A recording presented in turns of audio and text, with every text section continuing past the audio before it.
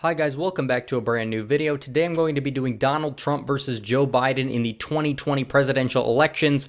So without further ado, let's just jump right into it and start filling out these states. On the West Coast here, I think that California, it's honestly kind of a pipe dream for Trump to even break 40% in the state of California at this point. I think that maybe he could do it against the right candidate, but still that wouldn't even put it in the likely column. California is going to be safe blue no matter what, unfortunately, at least for the next couple election cycles. Maybe in the future there will be an upcoming wave of conservatism that will rebel against the ruling Californian class, but for right now, it's in the safe blue column. Oregon could get closer. I think Oregon will be decided in the likely column. Joe Biden is not a populist. Donald Trump is a populist that can kind of break into that margin a little bit in some of the areas in the Portland exurbs, which are growing pretty strongly, as well as Bend, and he'll do a little bit better. He'll do at least 1% better in the state of Oregon. That would effectively give him the state of Oregon in the likely column for Joe Biden, but he won't be able to win it, but I think he'll make gains there. Washington, I think he'll make gains too, but the margin was just a little bit over 10%, even if Trump makes a gain of a couple percentage points in the state of Washington.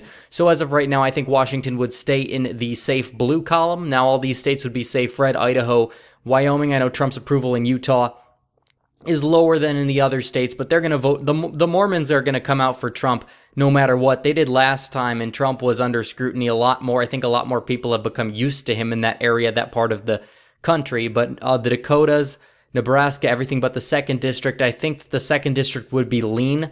I don't think it's going to flip, and I don't think Trump will really improve on his margin there. I think that 2018, it really stayed stagnant. I think Trump's going to win it by around 2 to 3 points. In the state of Kansas, I think that would obviously be safe. I know Democrats are so enthused about Kansas could get closer. It's not going to happen. Oklahoma, Arkansas, Louisiana, Mississippi, Alabama, Tennessee, Kentucky, West Virginia, Illinois, Missouri, and South Carolina are all safe states for Donald Trump. Trump will also win Alaska safe. Now we can do more in the Southwest, but first let's give Hawaii to Joe Biden, and then we'll start on Nevada. Now, Biden putting Harris on the ticket would make the prostitutes more enthused to come out for Joe Biden. Will he do that? I don't know, but I think that Nevada is going to be a very close state, but Clark County is just going to be a little bit too big. I think Trump will flip Reno, the county where Reno is. I believe it's Elkhorn County. That'll flip red, but regardless, I think that Nevada will still go for Biden. It will be very narrow. Arizona, people have been talking about trending blue based on the growth of Maricopa as well as immigration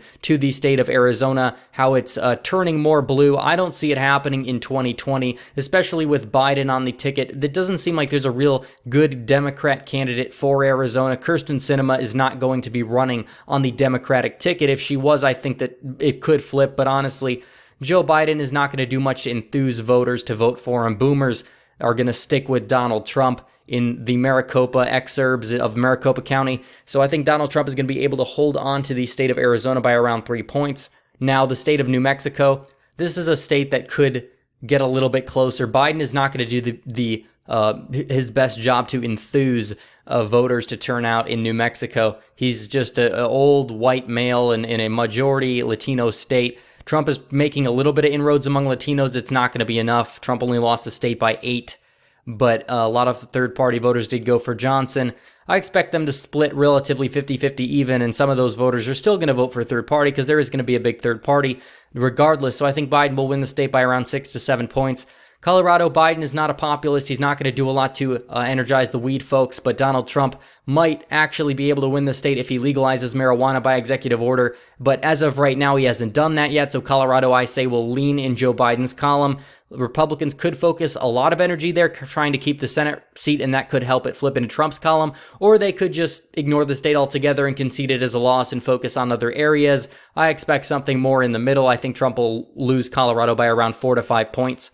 In the state of Texas, Democrats, especially a lot of the libertarian centrists out there in this world that claim that they're such centrists, but they're really Democrats down in Texas and the Austin area and some of the other areas in Texas, really are saying, oh, we're going to flip it. These are the same people that thought Beto was going to win Texas. They thought Trump would lose in 2016. It's not going to happen. Trump wins Texas by around 5 to 7 points. I don't care about the early polls. Early polls mean nothing. I'll do a video on that as well. But for right now, I see Texas going to Donald Trump by around 6 to 7 points. Subject to change, but it's probably, if anything, is going to move in Trump's column rather than move against him. But that's it for the state of Texas. Illinois will go for Joe Biden safe. Chicago is just too big, and the suburbs, or not, if Chicago, not very kind to Donald Trump. It's actually weird if you look at the top 15 metro areas. Those suburbs didn't like Trump, but the rest of the suburbs in the country actually voted for Trump by an 18-point margin. So we do have to take that into consideration, that the suburbs, not all suburbs are created equal, and some suburbs possibly even continuing to trend Republican, but suburbs like in Chicago area have trended Democrat, but Illinois will stay with the Democrat Party regardless.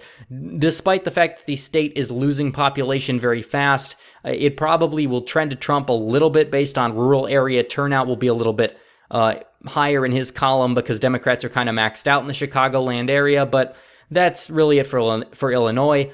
In the states of Iowa and Ohio, those are going to be likely Trump, if not safe Trump. They've been trending red. It's possible Biden could pick a VP from Ohio, make inroads there, but he's still not going to flip the state. I don't think Sherrod Brown or Tim Ryan is going to make Ohio change overnight from a Trump +8 state to a Biden +1 state. Not going to happen. Same thing with Iowa. Tariffs, not necessarily that unpopular as people think. Trump support among farmers is relatively even.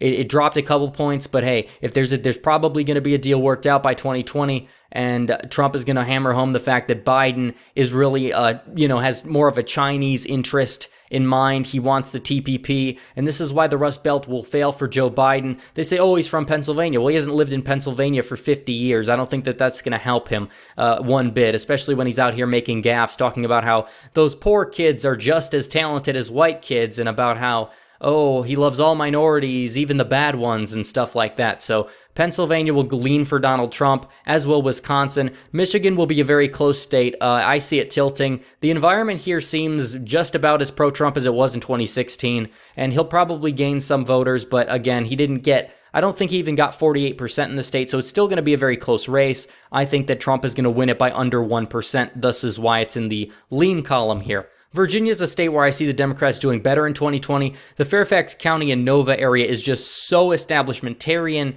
and they could be getting maxed out there, but I see Biden doing a little bit better than Hillary there. I think Biden will potentially break 6% of the margin of victory in Virginia, and it will go for Biden. But honestly, North Carolina will go for Donald Trump in the lean column.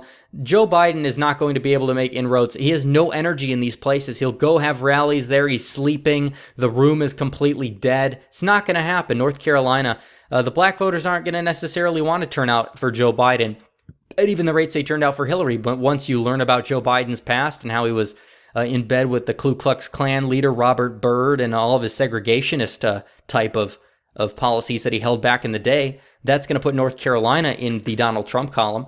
The state of Georgia. Georgia is a state that I think that Donald Trump is going to win. It will win probably by around, I guess you would say. He'd probably win the state of Georgia by like 4 or 5 points. Yes, Metro Atlanta's getting bigger. It was close in 2018. I think it'll be a little bit wider margin than it was. It's probably not going to win it by 6 like he did in 2016, but I still think Georgia is pretty a solid Republican state. The rural areas are going to bring Georgia home for Donald Trump.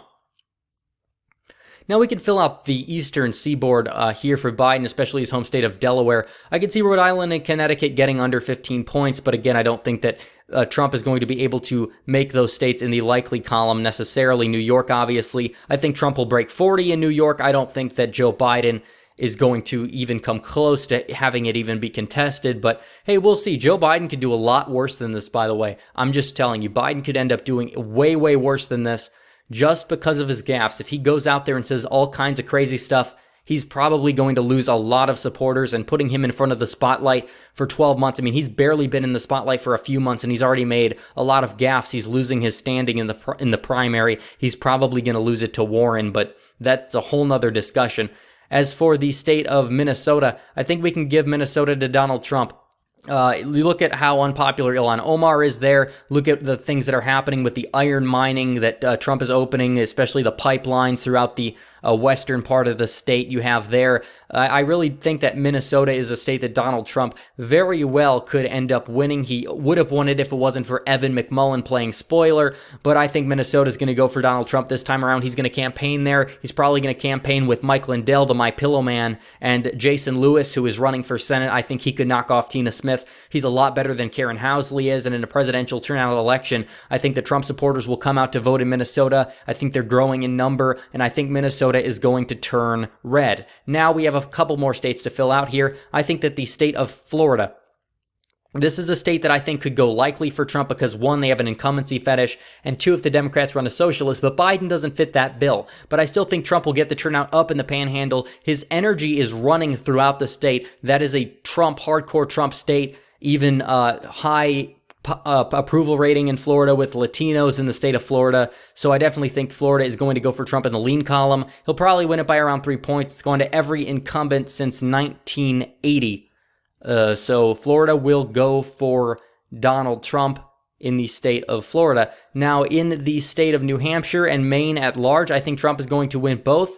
I think he'll win both in the lean column. He's done a lot for the opioid epidemic. He went up there, did a rally in New Hampshire, crowded. I can see the energy starting to increase for Donald Trump in these parts of the country. Maine's 2nd district, he will win safe. Maine's 1st district will get a little bit closer, but still will be safe for Joe Biden. But thanks everybody for watching. This is the end of the video. Donald Trump will beat Joe Biden 322 to 216. So thanks everybody for watching. Please like this video. Please comment below what you think. And please hit that big red subscribe button and hit the bell for notifications so you never miss another video. And if you want, share this video on Reddit. Let's expand this audience that we have here. So thanks everybody for watching. Red Eagle, out.